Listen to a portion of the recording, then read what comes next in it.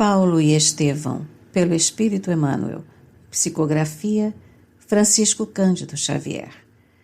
Segunda parte, capítulo 10, parte 3. O fogo já havia devorado quase totalmente os palacetes nobres e preciosos das Carinas e continuava destroçando os bairros romanos entre os vales e as colinas, onde a população era muito densa. Durante uma semana, dia e noite, lavrou o fogo destruidor, espalhando desolações e ruínas. Das 14 circunscrições em que se dividia a metrópole imperial, apenas 4 ficaram incólumes. 3 eram uma aluvião de escombros fumegantes e as outras 7 conservavam tão só alguns vestígios dos edifícios mais preciosos.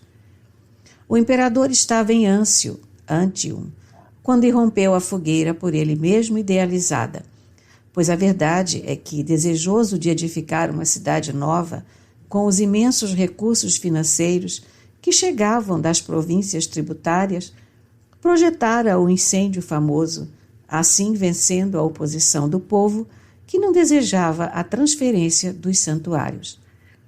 Além dessa medida de ordem urbanística, o filho de Agripina caracterizava-se em tudo pela sua originalidade satânica. Presumindo-se genial artista, não passava de monstruoso histrião, assinalando a sua passagem pela vida pública com crimes indeléveis e odiosos. Não seria interessante apresentar ao mundo uma Roma em chamas? Nenhum espetáculo a seus olhos seria inesquecível como esse. Depois das cinzas mortas, reedificaria os bairros destruídos. Seria generoso para com as vítimas da imensa catástrofe. Passaria a história do império como administrador magnânimo e amigo dos súditos sofredores.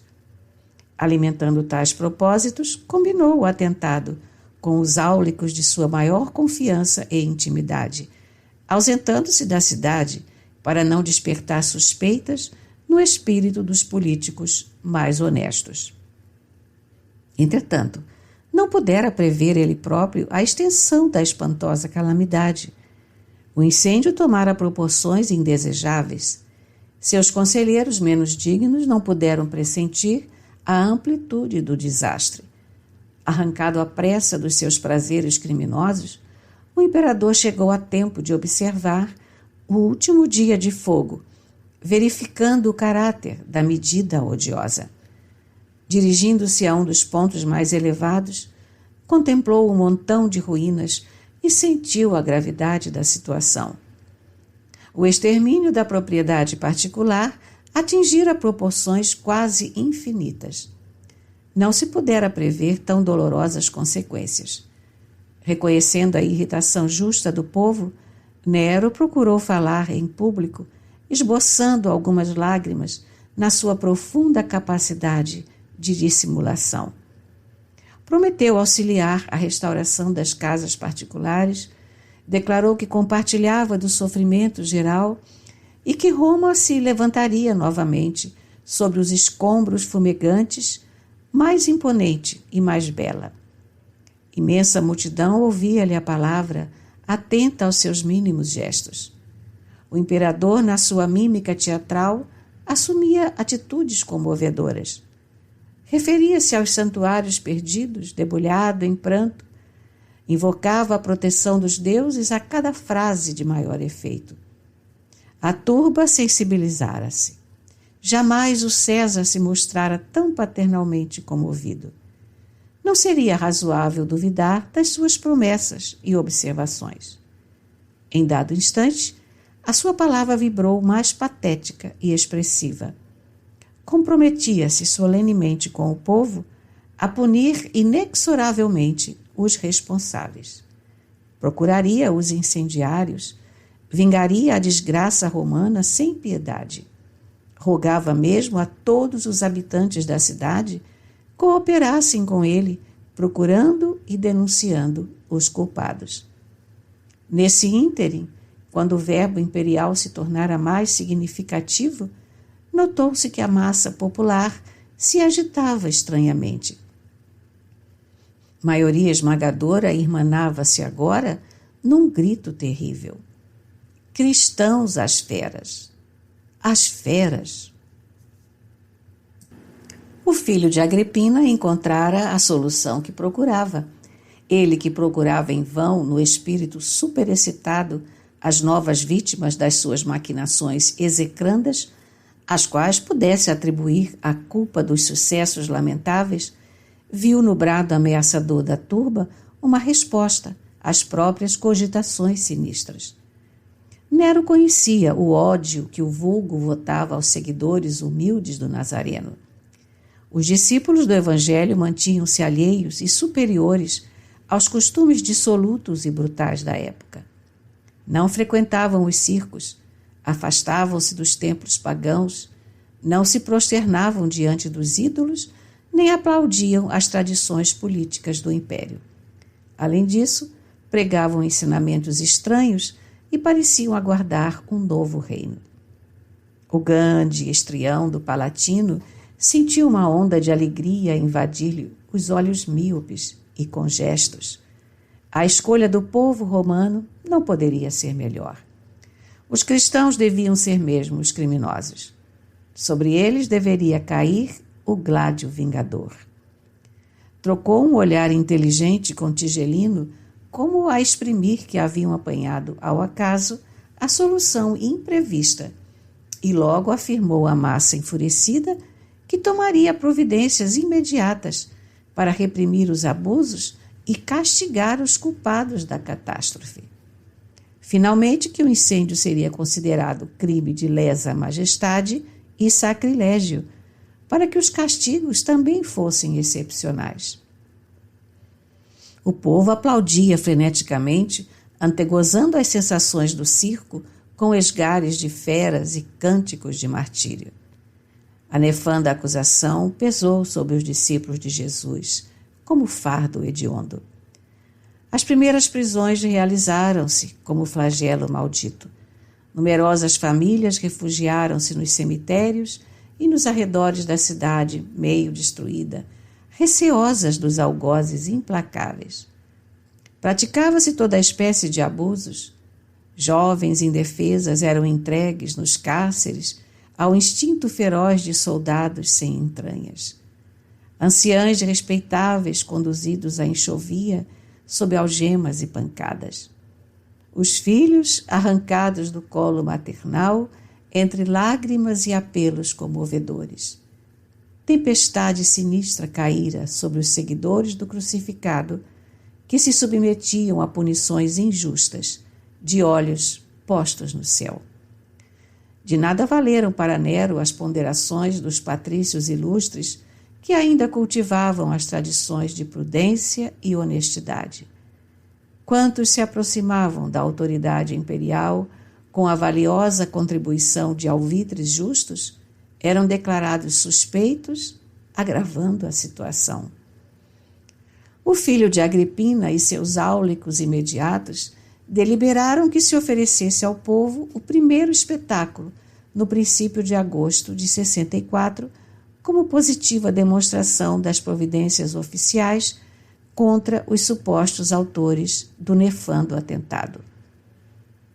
As demais vítimas, isto é, todos os prisioneiros que chegassem ao cárcere depois da festa inicial, serviriam de ornamento aos futuros regozijos, à medida que a cidade pudesse recompor-se com as novas construções em perspectiva.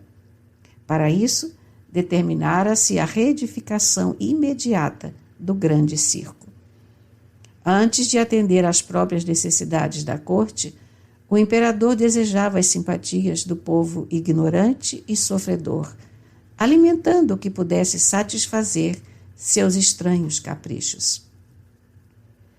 A primeira carnificina, destinada a distrair o ânimo popular, foi levada a efeito em jardins imensos, na parte que permanecera imune da destruição, por entre orgias indecorosas, de que participaram a plebe e a grande fração do patriciado, que se entregara à dissolução e ao desregramento.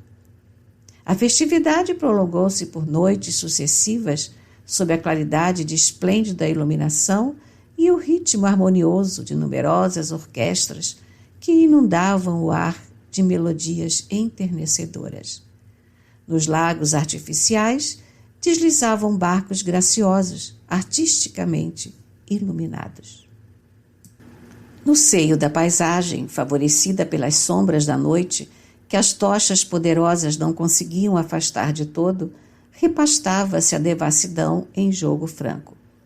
Ao lado das expressões festivas, enfileiravam-se as do martírio dos pobres condenados. Os cristãos eram entregues ao povo para o castigo que ele julgasse mais justo. Para isso, com intervalos regulares, os jardins estavam cheios de cruzes, de postes, de açoites e numerosos instrumentos outros de flagelação. Havia guardas imperiais para auxiliarem as atividades punitivas. Em fogueiras preparadas encontravam-se água e azeite fervente, bem como pontas de ferro em brasa para os que desejassem aplicá-las. Os gemidos e soluços dos desgraçados casavam-se ironicamente com as notas harmoniosas dos alaúdes. Uns expiravam entre lágrimas e preces aos apupos do povo. Outros entregavam-se estoicamente ao martírio, contemplando o céu alto e estrelado. A linguagem mais forte será pobre, para traduzir as dores imensas da grei cristã naqueles dias angustiosos. Não obstante os tormentos inenarráveis, os seguidores fiéis de Jesus revelaram o poder da fé àquela sociedade perversa e decadente, afrontando as torturas que lhe cabiam. Interrogados nos tribunais, em momento tão trágico, declaravam abertamente sua confiança em Cristo Jesus, aceitando os sofrimentos com humildade por amor ao seu nome. Aquele heroísmo parecia acirrar ainda mais os ânimos da multidão animalizada. Inventavam-se novos gêneros de suplício. A perversidade apresentava diariamente números novos em sua venenosa facúndia. Mas os cristãos pareciam possuídos de energias diferentes das conhecidas nos campos de batalhas sanguinolentas. A paciência invencível, a fé poderosa, a capacidade moral de resistência assombravam os mais afoitos. Não foram poucos os que se entregaram ao sacrifício cantando. Muita vez, diante de tanta coragem, os verdugos improvisados temeram o misterioso poder triunfante da morte. Terminada a chacina de agosto, com grande entusiasmo popular, continuou a perseguição sem tréguas, para que não faltasse o contingente de vítimas nos espetáculos periódicos oferecidos ao povo em regozijo pela reconstrução da cidade. Diante das torturas e da carnificina, o coração de Paulo de Tarso sangrava de dor. A tormenta operava confusão em todos os setores. Os cristãos do Oriente, em sua maioria, trabalhavam por desertar do campo da luta, forçados por circunstâncias imperiosas da vida particular. O velho apóstolo, entretanto, unindo-se a Pedro, reprovava essa atitude. À exceção de Lucas, todos os cooperadores diretos, conhecidos desde a Ásia, haviam regressado. O ex-tecelão, todavia, fazendo causa comum com os desamparados, fez questão de assisti-los no transe inaudito. As igrejas domésticas estavam silenciosas. Fechados os grandes salões alugados na suburra para as pregações da doutrina. Restava aos seguidores do Mestre apenas um meio de se entreverem e de se reconfortarem na prece e nas lágrimas comuns. Eram as reuniões nas catacumbas abandonadas. E a verdade é que não poupavam sacrifícios para acorrer a esses lugares tristes e ermos. Era nesses cemitérios esquecidos que encontravam o conforto fraternal para o momento trágico que os visitava. Ali oravam, comentavam as luminosas lições do Mestre e auriam novas forças para os testemunhos impenentes. Amparando-se em Lucas, Paulo de Tarso enfrentava o frio da noite, as sombras espessas, os caminhos ásperos. Enquanto Simão Pedro cogitava de atender a outros setores, o ex-rabino encaminhava-se aos antigos sepulcros, levando aos irmãos aflitos a inspiração do Mestre Divino, que lhe borbulhava na alma ardente.